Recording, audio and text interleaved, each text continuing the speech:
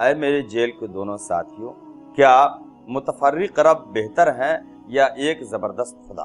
آپ دیکھیے یوسف علیہ السلام نے بڑے پیارے انداز میں اے زندہ کے ساتھیوں ترجمہ کیا گیا ہے، یعنی